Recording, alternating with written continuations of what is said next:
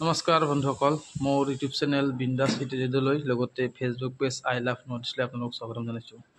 আজি মই ঘৰৰ পৰা গুৱাহাটীলৈ আহি থকা অৱস্থাত দেখিবলৈ পালোঁ ৰাস্তাটোত 4 লেনৰ কাম চলি আছে, যিটো গোৱালপাৰাৰ পৰা গুৱাহাটীলৈ আহিছে। এই 4 লেনৰ কাম চলি থকাৰ কাৰণে ৰাস্তাটোত যিবিলাক গছ গছনি আছিলে, বিশেষকৈ শাল গছ বহুত আছে দুই চাইডত, শাল গছবিলাক কাটি কিনে পূৰা ৰাস্তাটো একদম চাফা কৰি দিছে।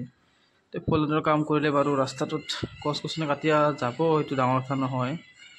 এটা কথাই ভিডিঅ'টো বনোৱাৰ কথা এটাই যে যিখিনি গছ কাটিলে সেই গছখিনি জানো বেলেগ জেগাত উঠাই কেনে ৰুব পৰা নগ'লহেঁতেন নেকি?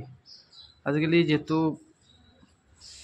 বিজ্ঞান বহুত উন্নত, বহুত মেচিন ওলাইছে যিবিলাকৰ দ্বাৰা গছখিনি উঠাই কেনে বেলেগ জেগাত পুতিবলৈ পৰা যায়।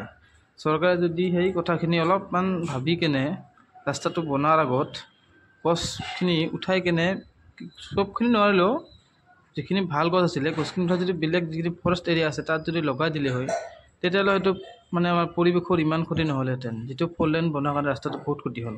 আগত ৰাস্তাটো এনেকুৱা আছিল, দুইফালে গছ গছনিৰে পুৰা ধুনীয়া শাল গছ আছিলে। মানুহ গ'লে ইয়াত উঠিলোঁ, গাড়ী ৰখাই কেনে চেল্ফি উঠে, ফটো উঠে, দেখিবলৈ বহুত ধুনীয়া আছিলে ৰাস্তাটো। এতিয়া সেইটো কাটি দিলে, এতিয়া এইখিনি কাম কৰা নাই।